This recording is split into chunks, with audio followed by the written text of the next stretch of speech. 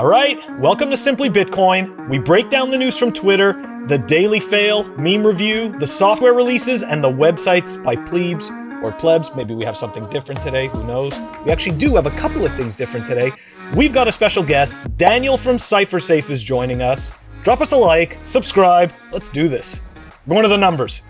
At the time of this recording, the block height is 687,860, the Bitcoin price 38,850, chain rewrite days 793, total public lightning capacity 1,530.14, Bitcoin versus gold market cap 6.18%, and sats per dollar 2,574.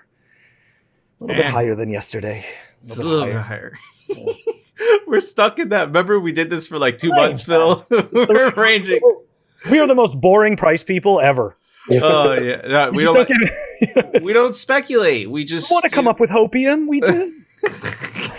We're like, it's up. Hey, it's down. Anyways, 100,000 by the conference. Listen, but we say the same thing every day. It's always a good day to stack sats. Make sure you have more stats than the day before. That's all that really matters. The price becomes noise once you're in Bitcoin for the right reasons. But anyways, Phil, it's time for it. The daily fail. All right, so for the Bitcoiners that have been around for a little while, actually, I don't even know how long you really had to be around to notice this thorn in our side. Okay, so Francis Coppola, economist, started off once upon a time as I think a singer or a songwriter or something like that. Anyways, no relation to Francis Ford Coppola. Okay, just putting that out there for everyone. No relation. Okay, but anyways, Francis has some awful takes about Bitcoin, but most importantly, she knows better than you. And she's right. Here we go. Why don't Bitcoiners ever bother to learn how the existing financial system actually works? Why are they so damn arrogant when someone who does know how it works explains it to them? I'm so tired of being insulted simply for explaining how things work in reality. Ugh, gosh, that gets cringe. Honestly, Bitcoiners, do you realize how ridiculous your claim to be able to predict the future with certainty makes you look? Always right, never believed. That is just a peek into this ego. Okay, it's actually pretty brutal. And obviously the awful takes, right? Because this is a person who actually doesn't believe in inflation. Inflation isn't real. People don't have enough money because they're losing their jobs and their wages aren't rising. Well, wait a second. If there wasn't inflation, why would it matter if my wage rises? Anyways, not because of inflation. There is no inflation. I swear, Bitcoin turns people into morons. So for the people who possibly saw her take on the endless pizza pie that feeds the entire world. Yes. Right? Apparently, we can feed the whole world by continuing to divide one single pizza.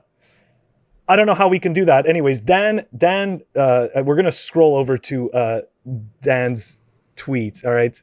Dan Darkpill, who's awesome Bitcoiner. Anyways, so Dan had some fun with some of her tweets, right? And you can clearly see a pattern of like insane narcissism. Better than you. Okay, I do understand Bitcoin, but better than you. I'm an exporter, so she understands exporting. She understands Bitcoin. She understands chemistry. What else does she understand better than us? Well, of course, Bitcoin. Religion. Oh, religion. Well. All right, so she's an expert in everything. Boom, monetary sovereignty. Everything. Understands it probably better than us. The banks do, in fact, own money by themselves. They also create money. As I said, I understand banks much better. Wow, because the money that they hold, Nico, is completely different than the printed money. That's different money. I mean, you can't even make this, and this is so sad, right? This is like this is quote unquote an incredibly educated person, an economist, and this person churns out absolute garbage for the masses. Man, she's incentivized to do so with the current system. You look at her bio, right? Before she took away that thing where it's like, I'm always right. It still says she's the author of QE for the People.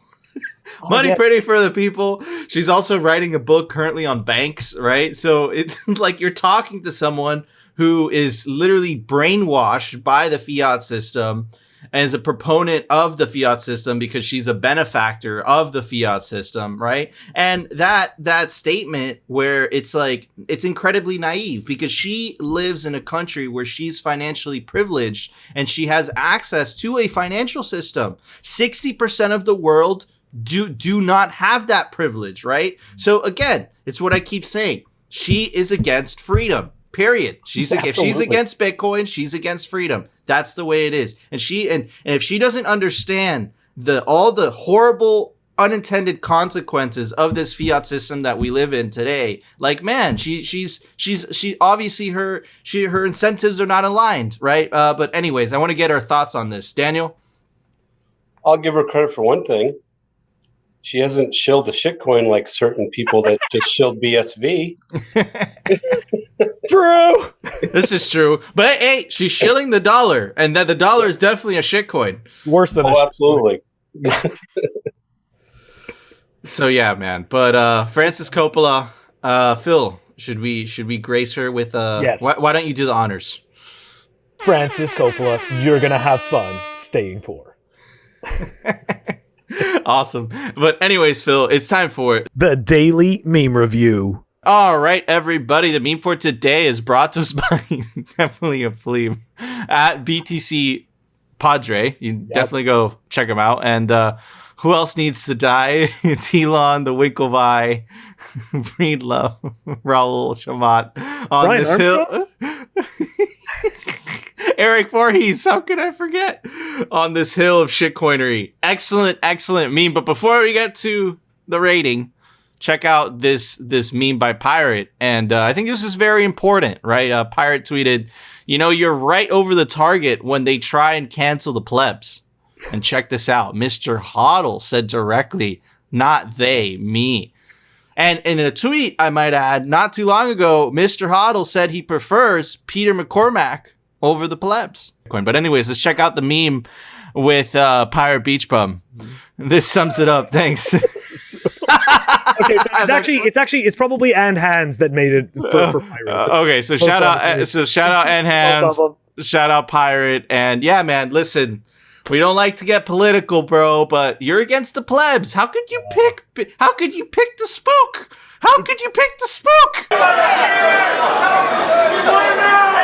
Jack Dorsey is a techno-fascist. But you know what? Like, I mean, this is the whole thing, right? It's a giant troll. Like, this is what nobody gets. It's a giant troll? You know? Think so? It's like, well, I mean, anyone's a pleb, man. Yeah, that's true. Anyone. It doesn't, like, what definition is there? What it's like, and like somebody genuinely getting upset, which I don't really think he's actually getting upset. I mean, I've been unfortunately keeping up with this whole thing that's been going on, and he's got a pretty good sense of humor, but it's funny. It does, like, I think it is getting under his skin though. a little bit. Pirate is definitely getting at it. Yeah, and Pirate can be brutal. Fat Pirate Savage. Oh, Shout God. out. The day he picks on me, I know I'm screwed. I know, right? That's why we got to stay pleb, man, or else we got Pirate on our ass. But listen, for those memes, those awesome memes by those plebes, I'm definitely gonna give it a Glass Azul tequila bottle. Every single one is hand painted. Beat that, Phil. All right, I'll see you later. I'll take a shot at that. All right, give it a go, Daniel. Give it a go, Daniel. Cast iron moose. Oh! Hand painted. I really do have to leave. Cast iron moose. What about you, Phil? What would you give that meme? All right, well, I suck, but I'm pulling up a 3D printed Bitcoin logo. Oh, dude, Crypto Cloaks. Wow. Okay. Boy. Okay. These are great scores, by the way. These are some of the best scores we've ever given. Awesome memes. That was a funny ass meme. Those are funny ass memes. Defending the plebs. Yeah, man. Plebs run this shit. But anyways, Phil, it's time for The Daily News, sponsored by Crypto Cloaks. All right, everybody, check out this epic tweet by Max Kaiser. Definitely describes what's going on right now. Anyways, let's get to the tweet. The Bitcoin reckoning, to quote him, El Salvador made Bitcoin legal tender and is forcing the world to play by Bitcoin's rules. Bitcoin rules the consensus protocol algorithm that runs Bitcoin's global monetary network exists outside the current banking system, and it requires no state to legitimize its existence. Countries like El Salvador are realizing they can challenge the IMF, the global banking cartel, and achieve monetary sovereignty with this new global decentralized monetary network that encrypts and secures private property without needing a bank or the permission of any state. So there's an awakening and it's spreading, right? We showed you the other day all these other Latin American politicians signaling with red eyes. Well, now it looks like there's actual moves going. Check this out. In Panama, following El Salvador, opposition politician Gabriel Silva says he is seeking consensus to make cryptocurrency legal tender in Panama. We all know when they say cryptocurrency, they really mean Bitcoin. Just putting that out there. Again, so look, so it's exactly what Max is saying. The virus is spreading. They're realizing that they don't need these giant central banks on top of them. Super positive news. Check this out. Because I suspect that they're open to this because they are a development bank in Central America. Central American Bank for Economic Integration said on Monday that the bank will give El Salvador technical assistance to implement Bitcoin as legal tender. The executive president of the bank, Dante Mossi, said the move would offer Salvadorians many opportunities, including lowering the cost for relatives abroad to set in remittances. And check this out. We're very optimistic, he told a virtual news conference. Look at where he's speaking from Honduras. Honduras also, their economy also uses a lot of remittances, a lot of people working in the United States, and they're sending money back, right? So this is a virus that's spreading. And like we covered the other day, the IMF went after it savagely. As soon as the news dropped, they used their propaganda arm. Check this out. This is to quote them, adoption of Bitcoin as legal tender raises a number of macroeconomic, financial, and legal issues that require very careful analysis. So we're following developments closely and will continue our consultation with authorities. Right? Again, like this is a development bank in Central America, and they're saying we're very optimistic, and they're actually saying, look, they're lowering the cost for relatives abroad to send remittances. You have to understand that the huge portion of the Salvadorian economy runs on remittances, and the central bank doesn't mention any of that. They're just bitching. They don't offer a solution. And to continue off reading the article, an IMF team is conducting virtual meetings with El Salvador on its Article 4 review of the country and a potential credit program. A potential credit program literally means slavery, okay? Including policies to strengthen economic governance. Now, this is the same rhetoric, and they've been able to get away with this is because they have a total monopoly. But what Max Kaiser brilliantly put is that the countries are waking up and they're realizing they don't need the IMF. They're realizing they don't need the World Bank, right? So it's very positive news. It's a lot of noise, but if you pick out the signal, you'll get to see what's happening here. And what's happening, Phil, in my opinion, is that the countries that have been in poverty, countries that are low on the global economical scale, are the most to benefit from Bitcoin, and they're going to be the first ones to adopt it. And the IMF and the global bank is not going to have a response. Why? Because it just doesn't benefit them, man. So it's going to be crazy. It's going to be like a great wealth transfer. It's like cosmic justice at the same time, because these countries have been getting screwed for so long. Like, man, it's crazy to see. But dude, I suspect, like we keep saying, that the propaganda narrative is just going to keep ramping up, man. So let's see what happens. But awesome tweet by Max. So, man, look, couple of points on this, right? The IMF is doing analysis. Is that the same analysis they do when they just print money randomly? Like, is that what happens? I mean, I know they are not actually printing money, but let's be honest. Their masters are, and like, is there really any analysis when they do any of this? No. So what analysis are they really going to do, and how effective is it going to be besides them coming to the conclusion that El Salvador shouldn't use Bitcoin and that they should essentially opt for bigger shackles? Right? Because that's really what they're offering. That's what the IMF offers. That's what all of this, that's what this whole credit, this debt-based existence that we have offers. Just bigger shackles. Oh, just come back to us. We'll give you different terms on your prison. On your financial prison. That's really all they're doing. So, you know what? Good Either luck, of you. man. Go ahead, Daniel. Sorry. Oh, go ahead. Sorry. No, I was finishing. That's it. Have either of you read the book Confessions of an Economic Hitman? No, but it's on my wish list. So he used to work for the IMF, and he would go into Central and South American countries, negotiate loans with their governments, and then when they would take those loans for like building dams or water supplies, and then those countries couldn't pay back those debts, the IMF would negotiate to have private companies take over all those things. Mm-hmm. And the few times that a leader of a country would resist those temptations and try to just go without outside funding from the IMF or the World Bank, quite often those leaders would have interesting accidents. Like one of the former presidents of Panama had crashed in his plane, and there's several several other examples like that. So that's something to be concerned about, at least from a distance anyways. Dude, and look, and I believe it, man. Like these organizations are evil, they're all behind the Davos agenda. They're all in the same cahoots, man. The Build Back Better, the control, the ESG, it's all the same. This is the same circle or cabal, a group of people. They want to control the world, and they use that through these organizations. And I think what Daniel was saying is just an example that we thought could happen, but he actually read about. But anyways, Phil, check this out. Look, I saw this, and I saw it as like a prehistoric thing, right? The whole market, everyone was frozen, essentially waiting to see what the Fed was going to say today.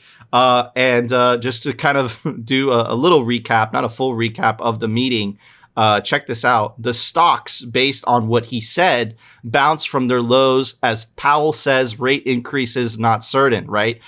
If the rate increases, right, this is the scam, right? The scam is that they want you to think that they can increase the rates. They cannot increase the rates, right?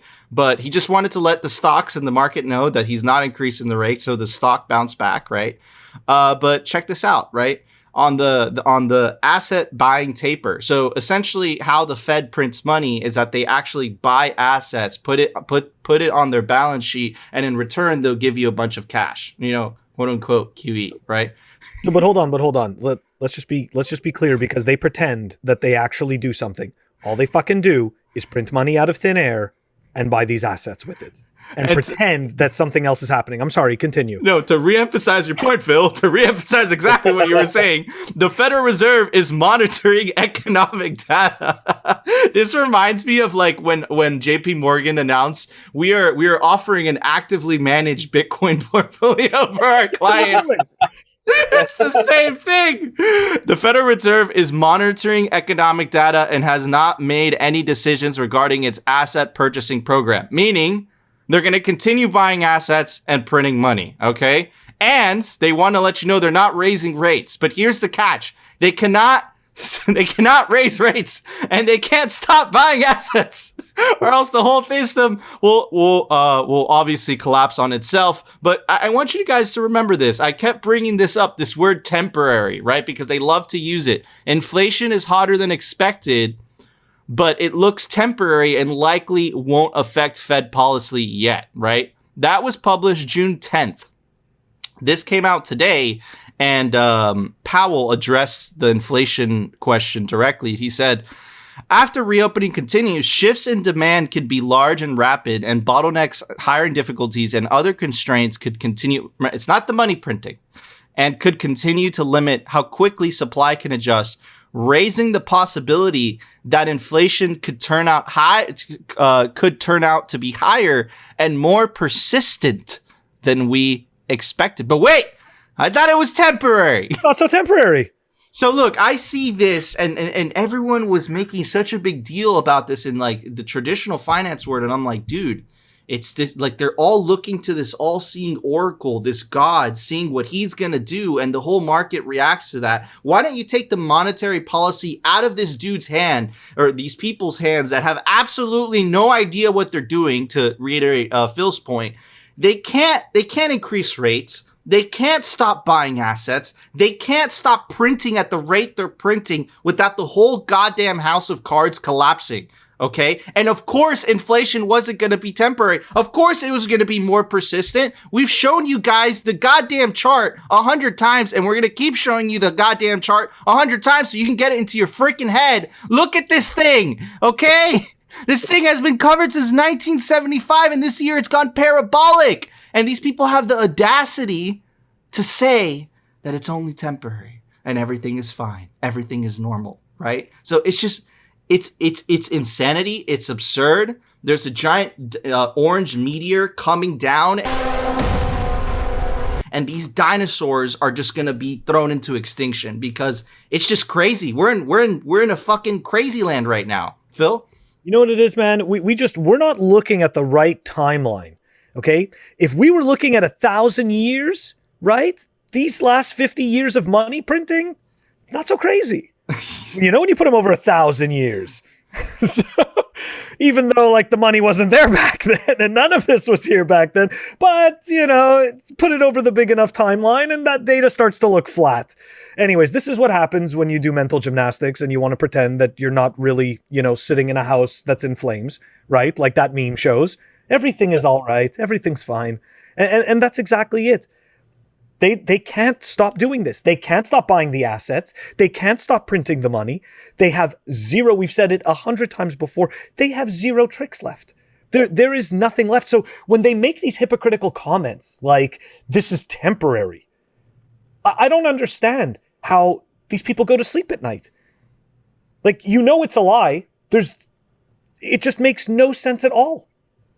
It's ridiculous. And not only that, but I'm also I also find it interesting that nobody of any power asks the question, if we're giving all this money to all these other countries while the country, essentially, while the Federal Reserve is printing dollars, why isn't any of it going to fix the deteriorating country itself? So we're printing money and giving tons of it away. And we're not going to get anything in return for that. So let me ask you this. What have we ever gotten in return for any of that? Besides, of course, political favors. Sorry? They're trying to maintain empire. That's right. The last way they have left to do that. So we've said that on the show, Daniel, that it's like, this is the last death throes of the American empire as we knew it. And if you compare that back to, for example, like the downfall of the Roman Empire, something very similar happened, right? Which is they inflated the goddamn money into oblivion, right? So would you say it's the same thing? Is this the same pattern? In broad terms, yes. What's different? Well, I can't say I know Roman history well enough to say exactly what's different. But yeah, essentially, in the beginning of the Roman Empire, as they expanded, they'd steal the wealth of all the territories they'd gain, and that kept everything going. But then as they expanded to their ultimate size, that method of enriching things was no longer effective. And then, just like everything else, every human institution becomes more corrupt as time progresses and more graft and everything. So when it all comes together, and then they start, overinflating by taking the amount of gold out of their coins and things of that nature. So sorry to interrupt you. I just want to make the connection for our audience. So it's essentially, it's differences in circumstance, but the pattern repeats itself, right? It's that eventually, even with the best intentions, as long as humans control the monetary policy, eventually it gets corrupted, right? And I guess we could say that we're starting to see the same in the US. Yeah, I think humans always find a way to cheat the system. It's just our nature. Find the best way to gain an advantage for ourselves in whatever system we're dealing with. I mean, like I believe our Constitution was a very well written document. We've got 200 years of people figuring out how to circumvent it and write new laws that ignore the Constitution. Mm-hmm. And how you fix that, I really don't have the answer to. But it's obvious that humans always find a way. Yeah, and I think that this is one of the reasons, Phil, and perhaps you agree with me. I think that this is one of the reasons that Bitcoin is so important, because it breaks the cycle.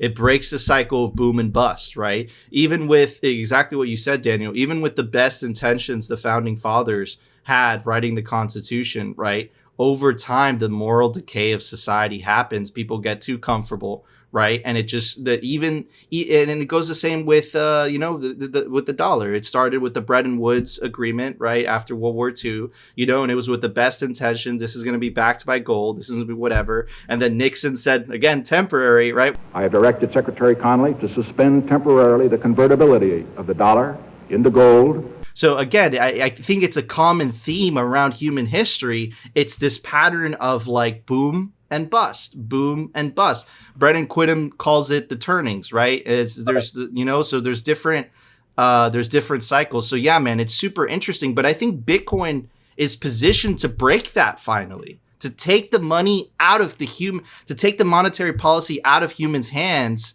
and just give it to math, right? Just uncorruptible in this uncorruptible network. Would that be too crazy to say, Phil? No, not at all. I mean, look, at the end of the day, right? I've said this before, right? The human factor.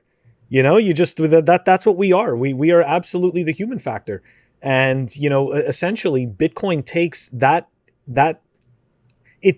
angle for us out of the money, and maybe this incentivizes us to come up with better quality solutions.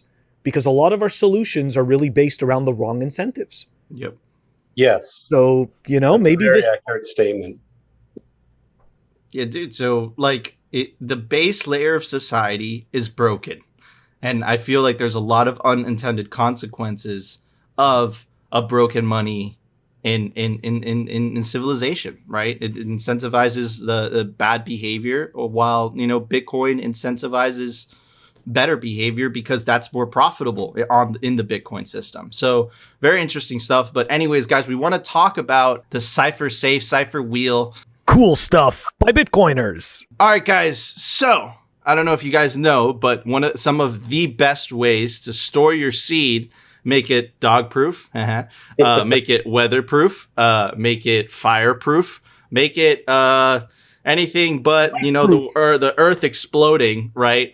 You definitely want to back up your seed phrase on metal. And Daniel makes some of the best metal backups. Daniel, why don't you show everybody?